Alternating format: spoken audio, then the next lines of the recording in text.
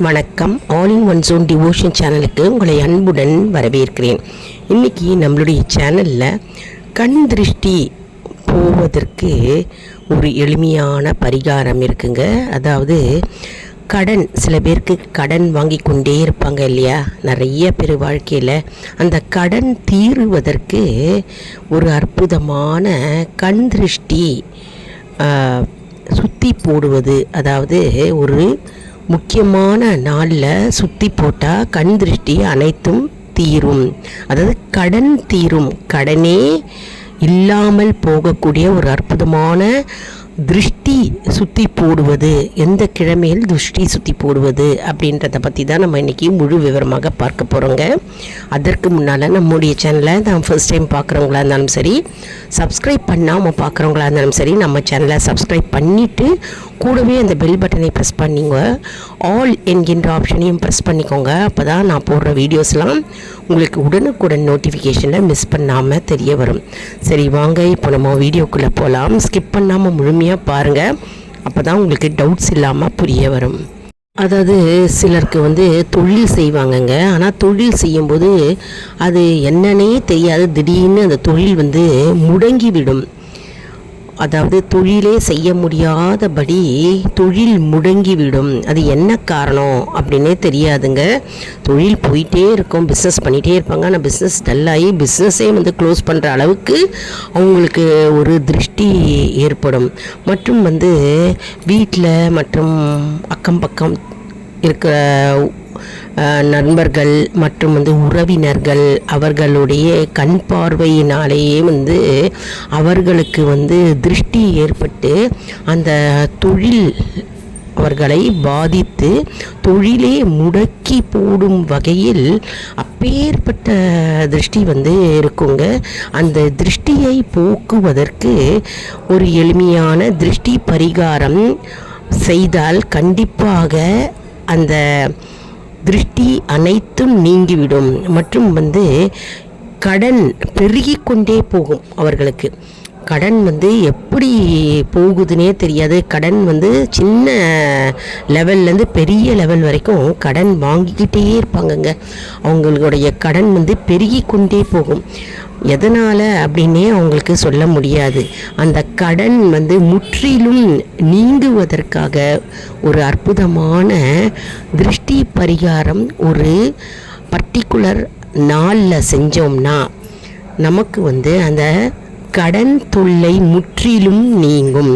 அந்த திருஷ்டி பரிகாரம் என்னைக்கு செய்வது, எந்த நாளில் செய்வது, என்ன திருஷ்டி சுற்றி போடணும் அப்படின்றத இப்போ நம்ம பார்க்கலாங்க. இப்போ எந்த கிழமை அப்படின்னு பார்க்கலாங்க. அதாவது பொதுவாக திருஷ்டி சுற்றி போடணும் அப்படின்னா ஞாயிற்றுக்கிழமையை தேர்ந்தெடுப்போம், மற்றும் வியாழக்கிழமையை தேர்ந்தெடுப்போம், மற்றும் அமாவாசை தினத்தில் நம்ம சுற்றி போடலாம்.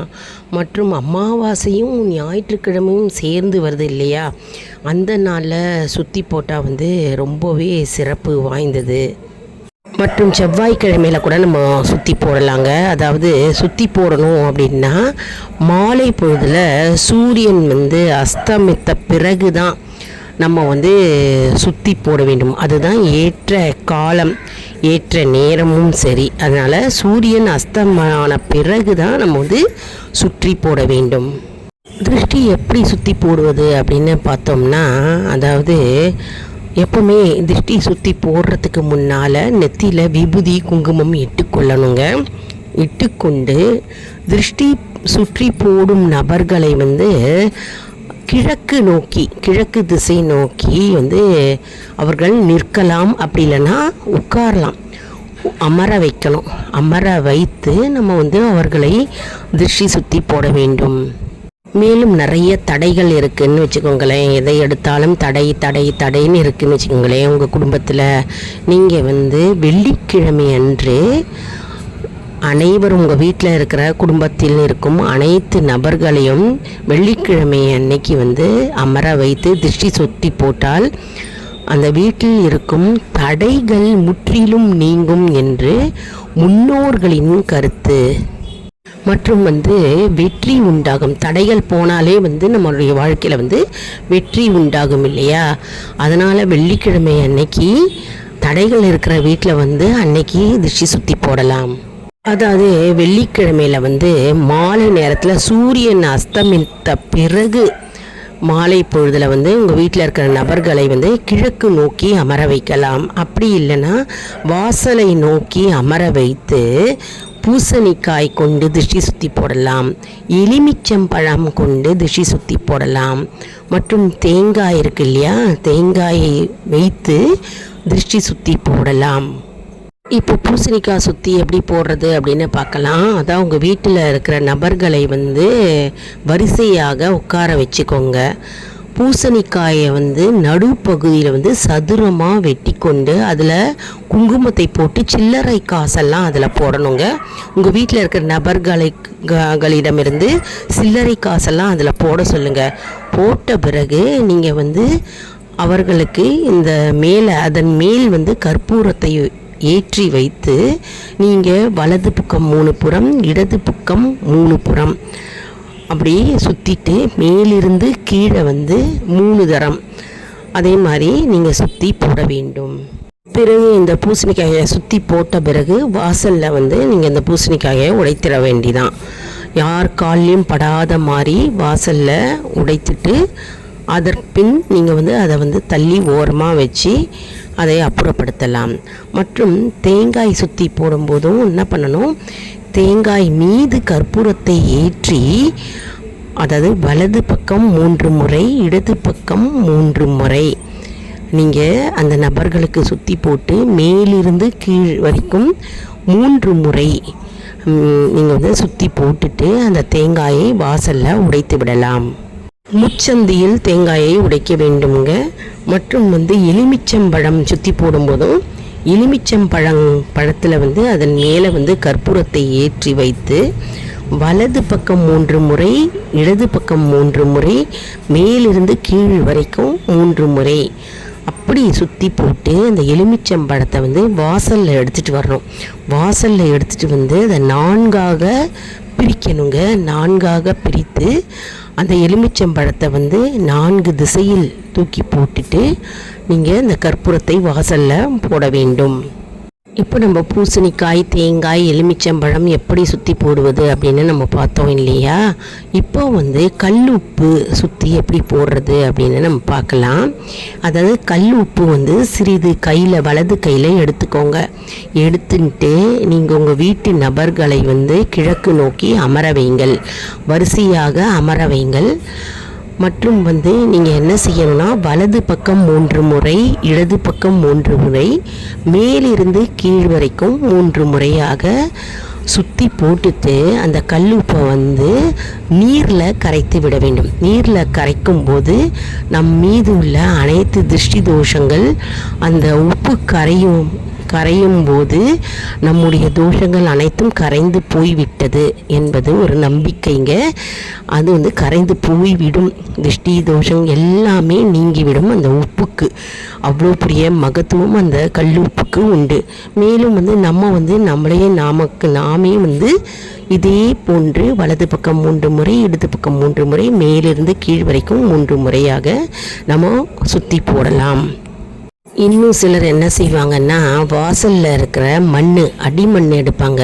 கொஞ்சமாக அந்த மண்ணை எடுத்துட்டு வீட்டில் இருக்கும் நபர்களை வந்து துப்ப செய்வார்கள். அந்த எச்சிலை லேசாக அதில் துப்பி விட்டு வலது பக்கம் 3 முறை, இடது பக்கம் 3 முறை, மேலிருந்து கீழ் வரைக்கும் 3 முறையாக அவர்களை சுற்றிவிட்டு தனக்குத்தானே வந்து அதே போன்று திருஷ்டி சுற்றி விட்டு அந்த மண்ணை வந்து அவர்கள் வாசலில் தூக்கி எறிவார்கள். அப்படி செய்யும்போது நம்முடைய திருஷ்டிகள் அனைத்தும் வாசலோடு ஓடி போய்விட்டது என்பது ஒரு நம்பிக்கை. வேறு ஒரு முறை என்னவென்றால் மிளகாய் வற்றல். அதாவது மிளகாய் 3 அல்லது 1 கையில் எடுத்துக்கோங்க. கையில் எடுத்துட்டு நீங்கள் இதே போன்று வலது பக்கம் 3 முறை, இடது பக்கம் 3 முறை, மேலிருந்து கீழ் வரைக்கும் 3 முறை சுற்றி போட்டுட்டு அந்த மிளகாயை வந்து அடுப்பில் போட்டுடணுங்க. அடுப்பில் போட்டுட்டோன்னா அந்த மிளகாய் வந்து திருஷ்டி நம்ம மேலே இருந்தது அப்படின்னா அந்த மிளகாய் வந்து வெடிக்குங்க. பயங்கரமாக அப்படியே பட்டு பட்டுன்னு வெடிக்கும். அதனால் நமக்கு திருஷ்டி இருக்குது அப்படின்னு அதை பார்த்தாலே தெரிஞ்சுக்கலாம். மற்றும் ஆனால் நமக்கு கமராது. மிளகாய்னாலே காரம் இல்லையா, கமரும் இல்லையா, ஆனால் நமக்கு அந்த நேரத்தில் கமராது. இதன் மூலம் நமக்கு திருஷ்டி இருக்குது அப்படின்னு நம்ம தெரிஞ்சுக்கலாம். அதனால் நம்ம ஒவ்வொரு வாரமும் நம்ம இதே மாதிரி போட ஆரம்பிக்கணும். திருஷ்டி சுற்றி போடலாம்.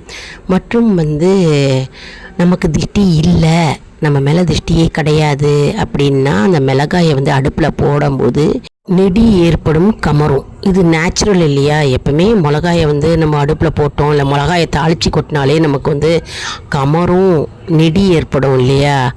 அப்போ நமக்கு திருஷ்டி இல்லை அப்படின்னு நம்ம தெரிஞ்சுக்கலாம். இது கிராமப்புறத்தில் நிறைய பேர் செய்வாங்கங்க. சில வீடுகள்லையும் இன்றைக்கும் செஞ்சிட்டு வராங்க.